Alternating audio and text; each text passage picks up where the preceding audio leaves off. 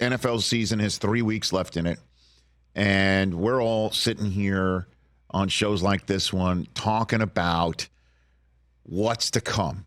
Like, we can't just enjoy the moment, you know? And we're always looking down the road. Perfect example, game of the week. 1 seed versus 1 seed. Ravens versus 49ers. And it's not just, an enjoyable way for the week to end and for Christmas night to end. I mean, there's 5 NBA games of the NBA Christmas schedule and 3 for the NFL. And here comes the Ravens and 49ers. And we're sitting here saying, is this a preview of the Super Bowl?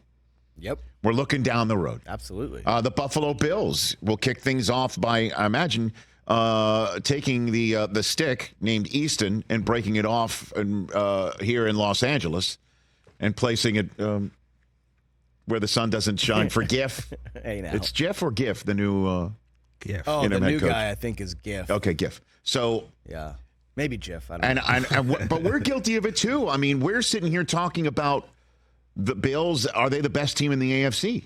Yeah, because of the way that they're playing. We're seeing the potential clouds forming in the AFC with the Bills playing the way that they are. And I keep pointing out all we need to see to really get a Week 18 slice of drama thrown on our television sets as the last game of the year, the regular season game of the year. They always want to have winner goes in, loser goes home, like a de facto playoff game. The NFL would love to serve that up. But if you don't have a winner goes in, loser goes home, which it could possibly wind up being, winner is the 2 seed and winner of the AFC East, and the loser, if they're the Bills, goes home.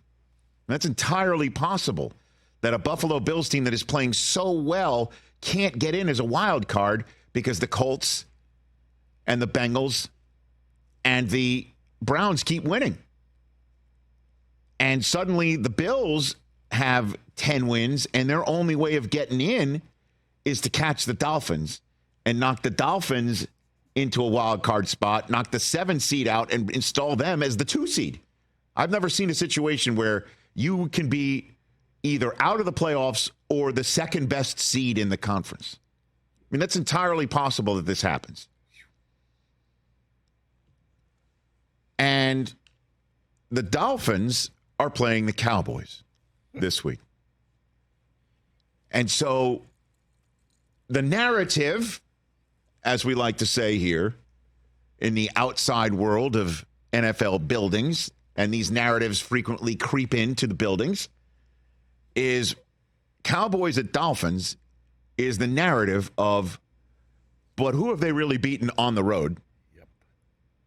Because they beat the Seahawks and the Eagles at home to finally remove the label that Miami still has of, yeah, but who have they really beaten? Right.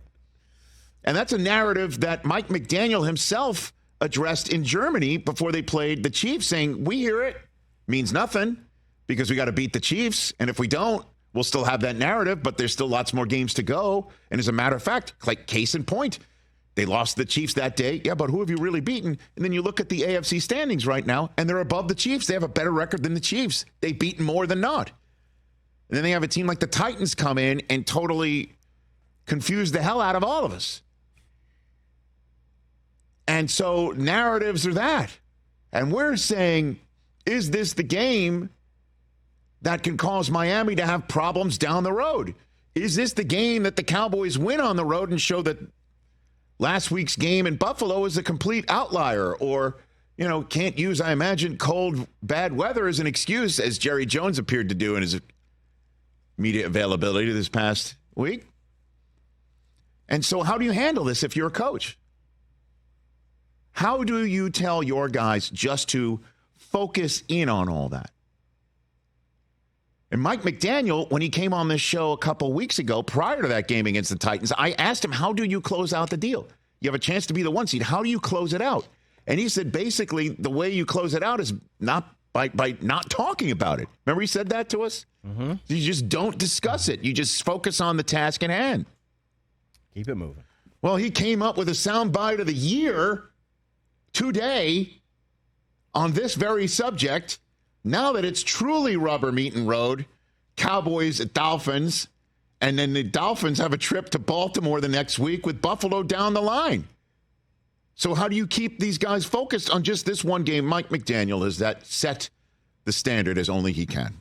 I instructed the players to anything other than concern yourself with the next opponent, which for us is the Dallas Cowboys, and any other narrative that has to do with good teams or playoff seeds or the next 3 games, all that stuff. I gave them the clearance to tell all members of the media to, with all due respect, F off. With all due respect.